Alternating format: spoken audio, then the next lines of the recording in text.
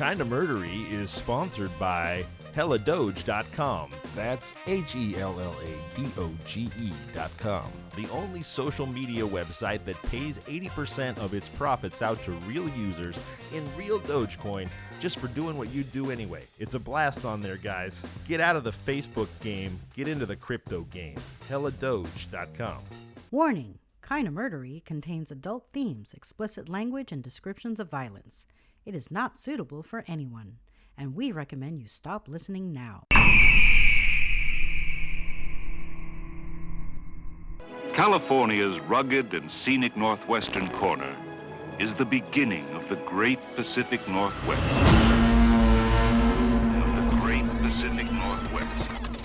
A region of untamed and primitive beauty. Humboldt County Sheriff's Department has now joined efforts with the Arcata Police. Growers living off the grid. Humboldt County also has the highest rate of missing person cases in the state, where 60% of marijuana is grown in the United States. There's a lot of evil here. A lot of evil.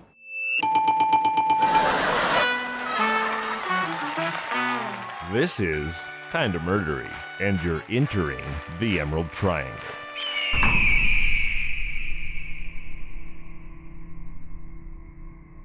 Wow, that was nuts. Hey everybody, welcome to Kinda Murdery. I'm your host, Zevon Odelberg. Thank you for deciding to be here. Before we get started, I wanted to give a quick shout out to the good folks in Tulsa, Oklahoma. Kinda Murdery podcast is hosted by Audio Boom, and through the analytics page, I can see where people are listening to Kinda Murdery, and Tulsa's been listening a lot lately. So thank you, Tulsa. And if you live in Tulsa and you like the show, please email us at kindamurdery@gmail.com, leave a review, or reach out on social media. I'd love to hear from you. I just wanna talk to you. As you know, this last Thursday was St. Patrick's Day. And so I wanted to do a St. Patrick's Day themed episode, which means today we're going to leave the Emerald Triangle and instead head to the Emerald Isle for a story that begins in Moville, Ireland. Moville is a little coastal town of approximately 1,500 people on the northern tip of Ireland. It's the first stop on a tour known as the Wild Atlantic Way. But for the purposes of our story, today the important thing about Moville is that prior to the year 1960, it was home to an 11-year-old girl named Virginia Campbell. And also crucial to our tale is the fact that Moville sits in the northern Irish county of Donegal. And County Donegal is the heart of Leprechaun country. Today I bring you a story that appeared in newspapers from England, Scotland, Ireland, Canada, and the United States, beginning in December 1960, and again as recently as last November 2021. It is the story of wee Hughie. That's right, I said wee Hughie. And it's the closest thing we have to hard evidence proving to fairy skeptics the world over that the wee folk, that's right, I am talking about leprechauns, and perhaps poltergeists too, are as real as you and me. But before I dive into this tale of paranormal preteen terror, or at least mean-spirited spiritual pranking, I need to introduce you to my guest today. He's the bard of the badass, a raconteur of horror and revulsion, a troubadour whose tales are as tall as the state from which he hails. It's the zombie master himself, Texan Tim Mullins from HHH Media. Hey Tim, how you doing today? Thanks for being here. Thank you very much. Quite the greeting. You've earned it, my man. HHH Media, that stands for Hillbilly Horror House, am I right? That is correct. Not to be confused with Hillbilly Horror Stories, hosted by Jerry and Tracy Pauly, although Jerry did introduce the two of us. Yeah, that's for sure. And we actually got our start because of Jerry. Jerry's a wonderful guy. He's so supportive. What a great friend to me and you and so many podcasters. Now, Tim, you do, and I listen and I love them, you do larger-than-life, fully cinematic radio dramas, like Orson Welles, basically, right? Correct. And the current Hillbilly Horror House show that's out right now is an apocalyptic zombie drama called Solo. So tell us a little bit about Solo. Solo. That's an interesting little story there. Solo actually started out as a space filler. We were at the time running the original Hillbilly Horror House, and we were between season 1 and season 2. And basically, I didn't want no dead time. So in between, I created something called Solo. And at the time, it was unscripted. It's just kind of a wing it as you go kind of thing. Something you were doing solo. Literally. Exactly. All right. Because usually you have a fully scripted show with actors, sound effects, the whole deal. Oh, absolutely, absolutely. And that's actually how Solo is now. Solo is fully scripted now. Everything's planned out the way it is. And basically what it is it's about a man who woke up in the zombie apocalypse and trying to make it and just has all kinds of bad luck. Yeah, well, I can tell everybody, I've listened, I love it. In fact, we were lucky enough, as Kinda Murdery, we released the 1-hour special first season of Solo as a special Kinda Murdery episode. So find it on Tim's feed, find it on my feed, but listen, do follow and subscribe to Tim. The shows are phenomenal. You're hearing and seeing in your mind's eye a big budget horror movie. And with that, shall we jump into Leprechaun Live, the Kinda Murdery and terrifyingly true story of wee Hughie? Let's do it. All right. I'm going to take you back now to Ireland in the year 1960 to the town of Moville in County Donegal, the legendary seat of the Leprechauns. This story is Kinda Murdery's St. Patrick's Day story, and it's not a true crime story in the traditional sense. It's a little bit more of a paranormal story, but paranormal things happen to people. And so I'm going to start by introducing you to Virginia Campbell. And the first important question we need to ask and answer is, who was Virginia Campbell? Or quite possibly, who is Virginia Campbell, if she's still with us, and I certainly hope she is, but I don't know for certain. She lived a very private life since the events I'm about to share. If she is still with us, she would be 73 years old, and should she hear her own story here on Kinda Murdery, Virginia, we wish you nothing but the best. And though she may certainly still be living, and I hope she is, since this story begins 62 years ago, I hope Virginia will forgive us for the use of the past tense. So again, I ask, who was Virginia Campbell?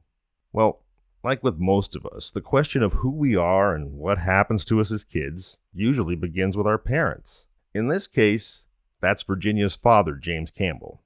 In autumn of 1960, Virginia was a normal, healthy child living with her parents. She was the youngest of 9 siblings, 5 boys and 4 girls. My mom growing up, she born and raised in Mississippi. My grandfather owned a black eyed pea farm for the military. And including her, they had 13 kids, 2 sets of twins. Holy moly. Well, that's a lot of little hands to work the farm, I guess, huh? That's exactly what it was. Pawpaw was a little busy. Yeah, then he could keep the kids busy picking black-eyed peas while he kept getting busy and making more pea pickers, right? Oh, it didn't stop there, trust me. As those kids grew up, they had children, obviously. And who went to work after that? All us grandchildren. Oh, did you used to work on the black-eyed pea farm too? Unfortunately, yes. And to this day, I refuse to eat any kind of peas. I like black-eyed peas, actually. It's funny. I am like the world's least picky eater. I pretty much like everything that's not rotten or moldy. I even like most moldy cheeses. But the one thing I'm just not crazy about is green peas. I do love pea soup, but just like peas on a plate, I'll pass if I have a choice. I don't do vegetables. I'm not a rabbit. I'm sorry. Well, they got a lot of good steak in Texas, so I guess you're in the right place. That's actually what we're doing tonight. Oh, awesome.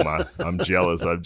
So let's get back to the story here. So as I said, it's autumn of 1960. Virginia, youngest of 9 kids, living with her family in a whitewashed cottage perched on the wild, wind-whipped coastline of County Donegal. in the small town of Moville in Northern Ireland. So her father James decides to sell his croft.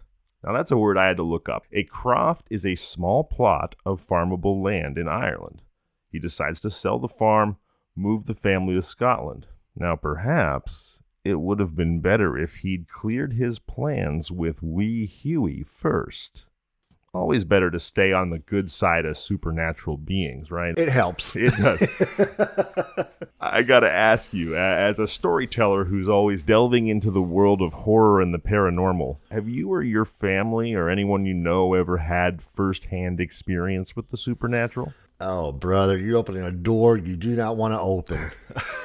Well, if there's that many, just pick one and tell us about it. Man, where to even start? Holy crap. I guess my first one, we were living in Illinois. My dad was military. And we decided to live off the base for the first time. And we lived in a little place called Diamond Lake. And my mom and dad got the great deal on this house. Good house, good big house. And I was probably maybe 9 years old. And we got moved in and got comfortable and all that. And we were never allowed down in the basement. We never knew why.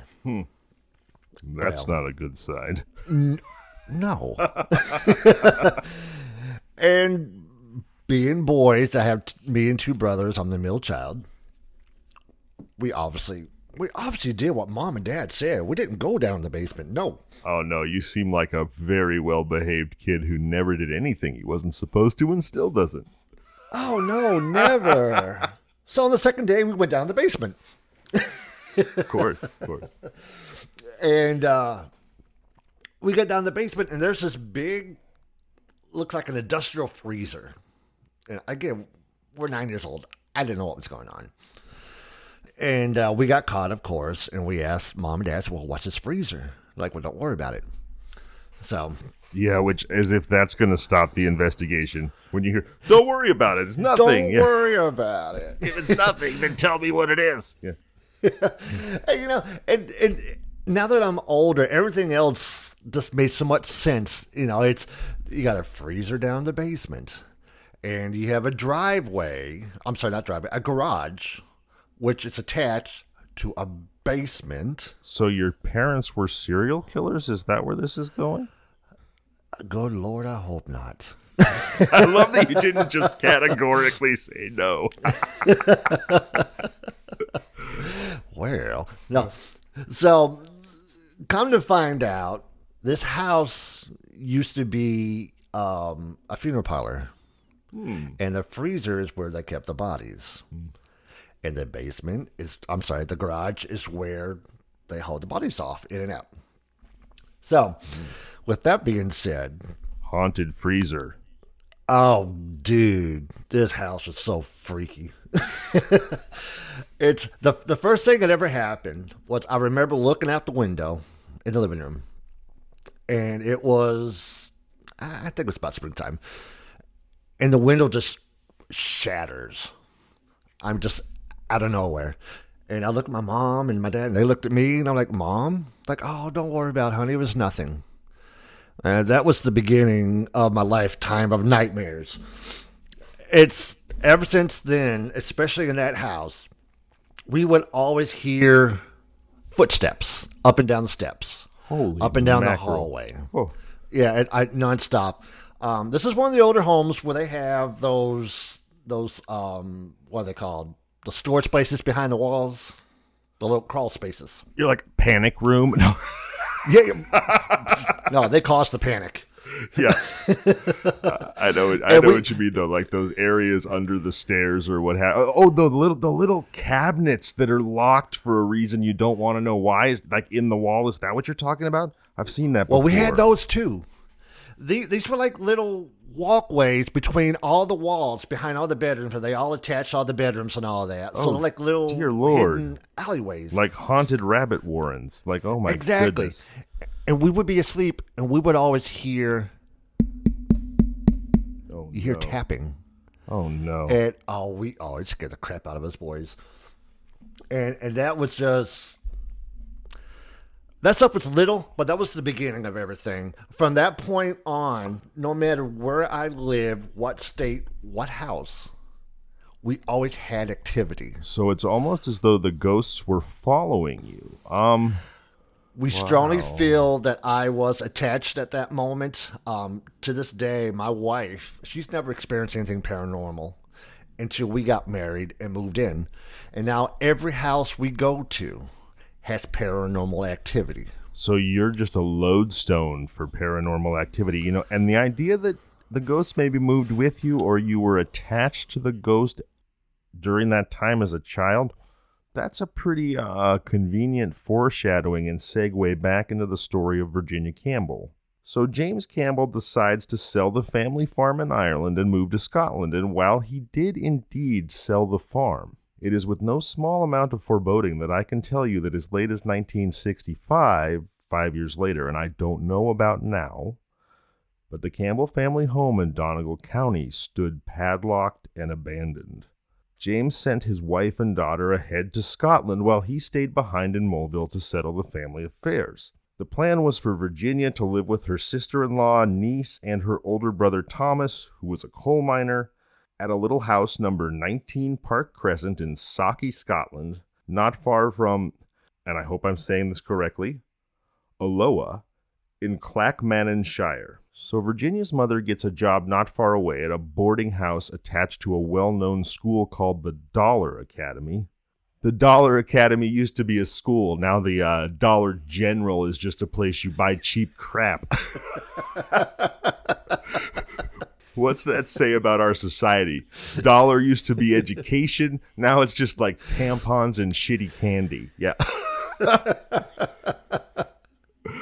So every weekend, Virginia's mother would take the bus to number 19 Park Crescent to visit her daughter. Now at first, the uprooting of her life did not seem to affect Virginia at all. She showed no obvious distress from the move. And given what she was about to experience, it should be said that Virginia displayed remarkable emotional toughness throughout her childhood. So one night, not long after the move from Ireland to Scotland, Virginia went up to the bedroom that she shared with her 9-year-old niece, Margaret. And this is when you know you're in a family that had a whole bunch of kids, because the 11-year-old has a 9-year-old niece. Oh, boy. And this is what happened next. A thunking noise like the bouncing of a ball came from under the bed. The two young girls are curious. They get up, they switch on the light, they see nothing. They go downstairs to report what had happened.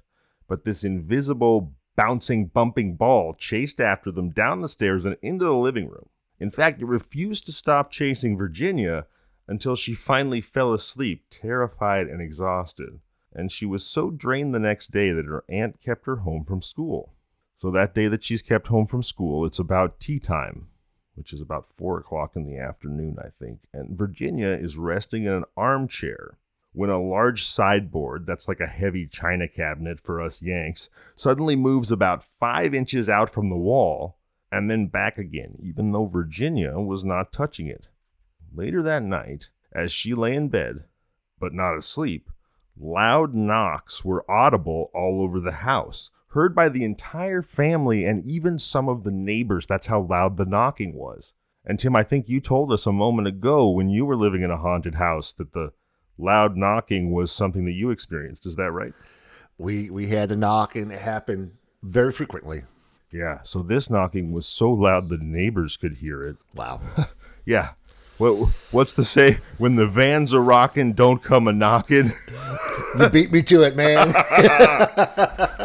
Well, this knocking terrifies the family so much that finally Virginia's Uncle Thomas goes out around midnight to fetch the local clergyman, the minister. So when the vans are rocking, don't come a knocking. But when the house is knocking, get a priest. I'm gonna keep my jokes to myself on that one. Yeah, oh, go ahead. No, please don't be keeping any jokes to yourself. Not on Kinda Murdery. Rocking houses, knocking, priests involved. We all know what's going on up in there. Oh no! Choir boys. Oh goodness! I mean, you're not wrong, but let's just move on. Next. Next. All right. So Thomas roused this minister named Mr. Lund from his bed and brings him to Virginia. Now, the holy man finds that the constant loud banging noises were coming from the headboard of the bed, even though it was not being touched by anyone. He lays his hand on the headboard and he can feel it vibrating. He also sees a large linen chest, about 27 inches long with a heavy wooden lid, flap open and closed, bang, bang, bang, repeatedly. Now, I'm in California and we have earthquakes. Tim, you're in Texas. You have tornadoes, right? Absolutely. Now, have you ever experienced something like what I've described during a tornado? I have been fortunate to not experience one that close. Got it. I have had some as close as a quarter mile, but that's too far away to experience a whole lot. Gotcha. Well, I can tell you that I have experienced a few decent-sized earthquakes in my life, and an earthquake could be a possible explanation for these things that are occurring. However, here's the thing. During the time that this was happening, no geological or weather events were reported or experienced by anyone else in the town or even in the county. On the other hand, similar occurrences happened to Virginia for some time after that. On another occasion when she was having a nightmare and calling out for her dog Toby left behind in Ireland, Mr. Lund, who was there again, saw Virginia's pillow rotate as though it had its own axis. One night in mid-November 1960, the two clergymen, as well as two medical doctors, a Dr. Logan and a Dr. Nesbitt, crowded into Virginia's bedroom with a tape recorder and a film camera to document the paranormal events similar to the ones I have described previously. All the men were considered by the community to be very no-nonsense, respectable, and rational, and they all swore it was real and not being caused by Virginia or anyone else. Eventually, even though these terrible nighttime events continued periodically, Virginia went back to school, and when she got back, her teacher, a Miss Stewart, saw Virginia struggling mightily and failing to keep the lid of her desk from opening on its own. And then the desk itself rose several inches in the air, and the teacher's blackboard pointer went flying across the room. The teacher actually went and checked to see if there were wires attached to Virginia's desk. Like this was some elaborate David Copperfield Vegas magic act or something that just happened to happen in the schoolhouse. Events like this happened regularly to Virginia over the course of several months. And while they certainly seemed like pranks to say the least, the people who witnessed them, and Virginia herself, did not actually feel that the energy causing these supernatural occurrences was malevolent. Virginia even named her invisible friend Wee Hughie. There was even an article printed in the local paper that went, Virginia had a little ghost. Its sheet was white as snow. And everywhere Virginia went, the ghost would surely go. So she names her invisible friend Wee Hughie. And then in December of 1960, and a lot of what I've told you about started to happen in November of 1960. Okay. Papers across Canada theorized that Wee Hughie was in fact a leprechaun, angry with Virginia for abandoning him when she left County Donegal. And supporting this theory were the priests and clergymen, as well as a couple of medical doctors who witnessed this, and all of them suggested that the events might stop if Virginia just returned to Ireland. If only. Yeah, so poor Wee Hughie was lonely and jealous. Virginia did not return to Ireland.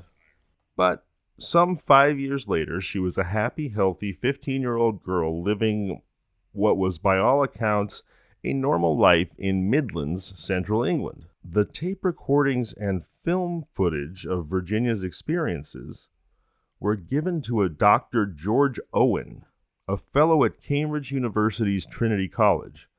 I mean, this is pretty legit here. Cambridge and Oxford are England's two most famous universities. This guy's a professor there. This has all been recorded by medical doctors, priests, and clergymen. It seems like the closest thing we've got to hard evidence of poltergeists or possibly leprechauns. So, these recordings are given to Dr. George Owen, a fellow at Cambridge University Trinity College. He studies the case intently, and he writes a book entitled, Can We Explain the Poltergeist? For this book, he receives one research award from Duke University in North Carolina, home of a loved by a few and hated by many basketball team, and another award from the Parapsychology Foundation of New York City. And as for explaining poltergeists, or perhaps an angry leprechaun named Wee Hughie, this is Dr. Owen's conclusion. Virginia was 11 at the time of the move, and she was going through puberty when her family left Ireland. The poltergeist events began and continued for some time, and it seems that Virginia's paranormal tormentor would become especially relentless every 28 days. When Virginia was particularly emotionally distressed. In other words, Dr. Owen heavily implied, but would not state outright, that the paranormal events occurred whenever Virginia got her period. Apparently, PMS stands for Poltergeist Manifestation Syndrome. The one woman who knows what it's like to be a man at that time of month. Oh, you mean because she fears her own period? Well, we all fear our women. Oh, man. Let's face it. So that's, you make a humorous point, which is, I've heard this emotionally distressed young girls going through puberty explanation for poltergeists before. Never supposedly backed by hard science, I guess. But what I find funny, and Tim, you alluded to it here just now, is that men have always been terrified of periods and women with their periods, right? So the scientific, in air quotes, explanation for an angry ghost is, watch out, that girl's got her period. Come on. Seriously, like women's prisons with their synced up cycles, they must be horribly haunted places, right? Dude, oh, jeez. No, not happening. No guard. But I just feel, we live in a place and we come from a cultural tradition of Christianity and Adam and Eve in the Garden of Eden or witches in Salem. There's a long tradition of blaming women for anything that kind of goes wrong in society. So it almost felt a little bit lazy to me. Like, here they do all this research and they have their big reveal from the Cambridge professor about this is what poltergeists really are. And it was, watch out, young girls with their periods summon angry ghosts. Like, so basically they spent all this time and all this money for something that we could have told them. Women are demons. Oh, it's man. Plain and simple. It sounds like an SNL sketch, doesn't it? Yeah. Daddy, where do poltergeists come from? Well, honey, don't worry about it. Young girls with their periods will summon an angry ghost. Oh, my goodness. I'm coming for your soul. Yikes. As recently as November 20th of last year, 2021, there was a presentation at Sauchiehall Hall in Scotland. Sauchiehall is the town where Virginia Campbell lived. It took place at 7:30 p.m. on Saturday, November 20th, and entry was £5, and people could go hear the priest, Mr. Lund's audio recordings of Wee Hughie, the alleged leprechaun, for the first time in 61 years, last year. And that, on this St. Patrick's Day week, is your leprechaun story of very possibly a real leprechaun tormenting a young girl, or An angry ghost summoned by a period. Take your pick. I think I'll go with the Leprechaun. Yeah. Let's go with Wee Hughie. So, Tim, I gotta say, I loved your story about growing up in the haunted mortuary. You got any other family ghost stories you can share with us? We have a second home. That's about an hour and a half from here. And we lived there for like 20 years. And this is probably one of the most haunted places I have ever lived in. I mean, so much stuff happened there, inside the house, outside the house. My grandsons could tell you stories. It's on the Louisiana-Texas state line. We bought the house new, had it built, put on 3 acres of land. Nice. And the most common thing that would happen in this house was walking. We would always hear walking from the back of the house to the end of the kitchen right before you get to the living room. And it was boots. I mean, undistinctive boots. And if they weren't walking in the house, we would hear them on the front porch. They were walking. And they would knock on the door. Oh, jeez. Yeah, well, being the paranormal freak I am, I know, do not answer that door. Do not invite them. So if you're in the horror movie, you never go down into the basement. Oh, no, never. Just when you were a kid. Yeah, do not invite them in. That's right. Yeah, but... So we opened the door. No, I'm kidding. Yeah, but this is Louisiana. Might they be vampires? Too far north, but I'm so many stories. My wife, she'd be sitting there doing dishes, and she would always see this little black shadow next to her. And it got so freaking, she would talk to it. She's like, not now. I'm busy. You need to go away. Oh, my God. Yes, and it'd go away. My oldest grandson, we see them once a year. We have them for the summer. And they stay in the very far back bedroom. Oh, and that's another whole side story there. But we were having breakfast one morning. And he's looking down the hallway. I'm like, JJ, what are you looking at? He's kind of looking. He goes, Pawpaw, who's that man in the hat? Oh, my God. I'm like, what? What? I looked down the hallway and like, maybe there's nobody there. There's a man in a hat right over there. Like, okay, let's end this dinner. Yikes.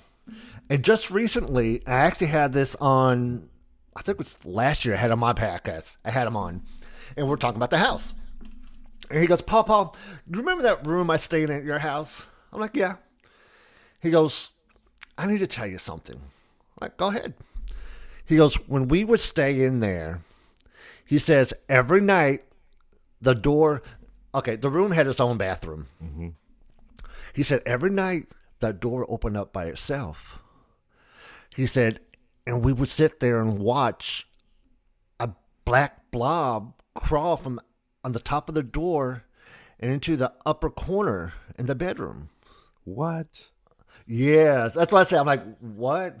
He goes, it was just a black blob. It would just sit there and stay there all night. Oh, my God. And this is the bedroom.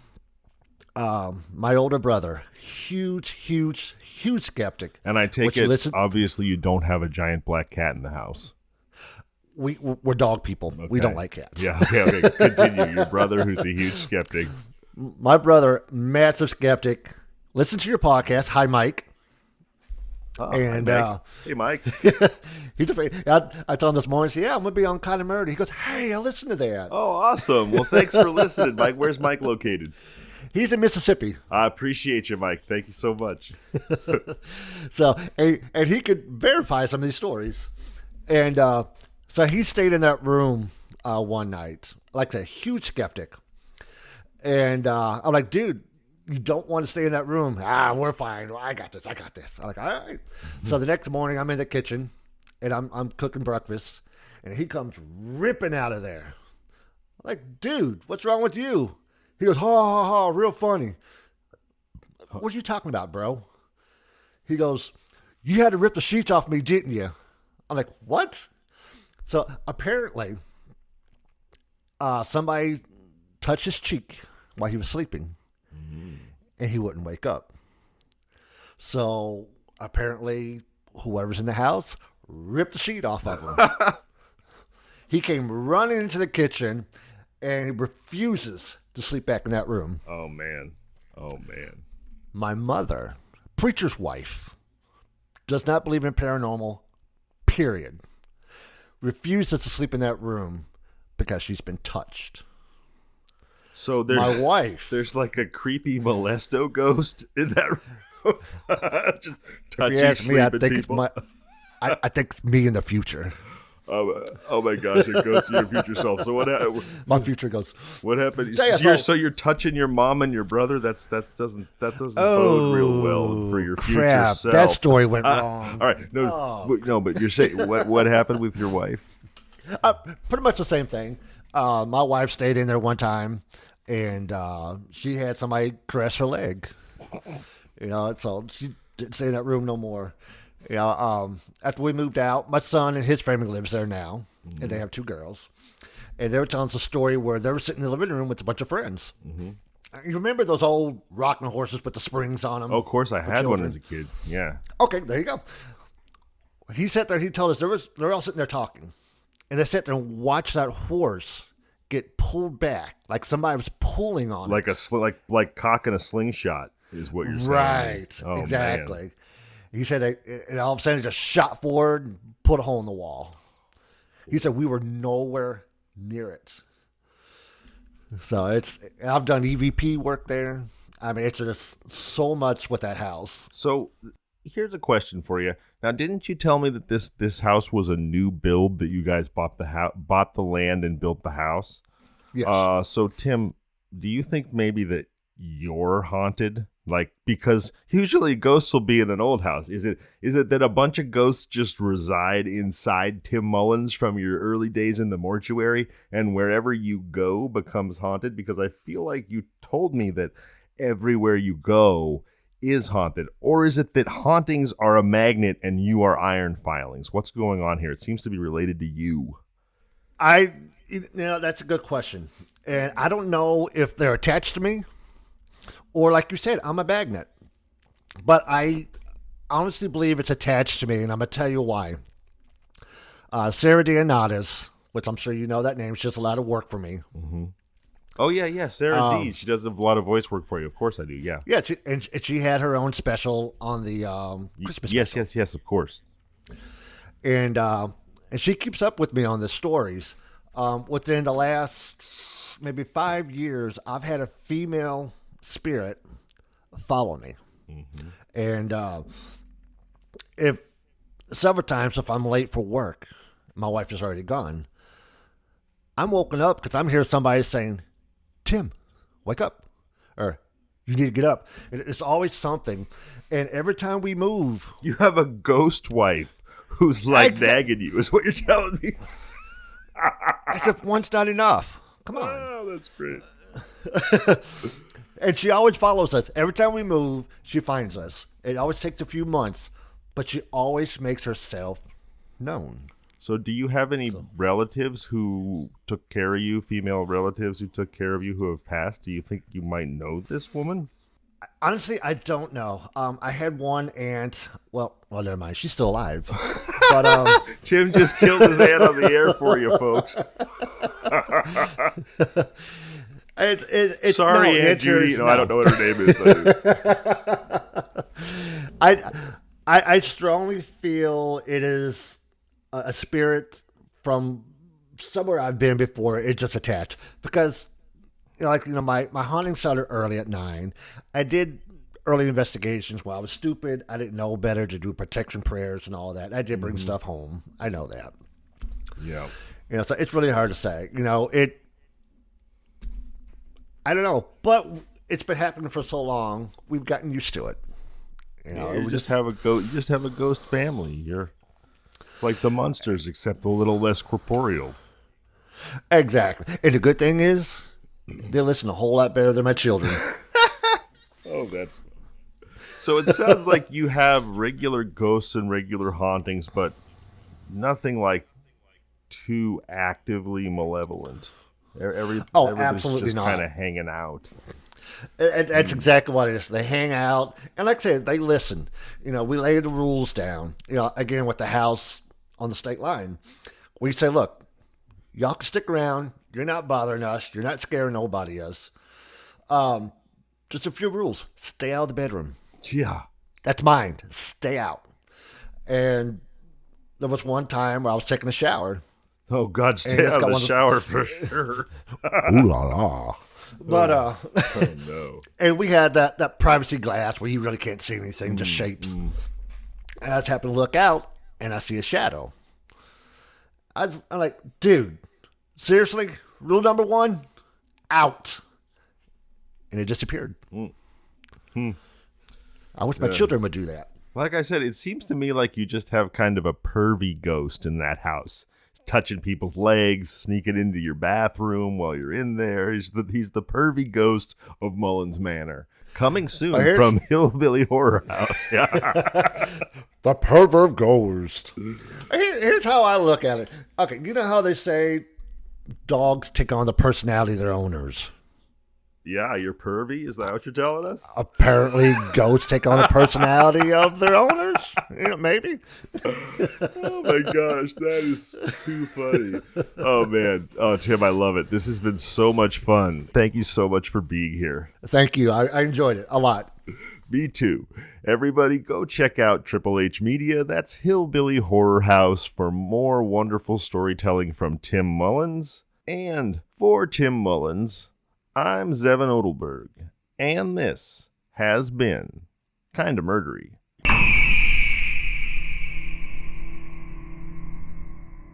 Kinda Murdery, The Emerald Triangle, is created, researched, edited, produced, and hosted by Zevon Odelberg, with opening theme by Niall Madden and art by the Gin of Lang. Available now on all podcasting platforms. If you like the show, please subscribe, review, and tell your friends. You can find us on social media at Kinda Murdery or email at kindamurdery@gmail.com.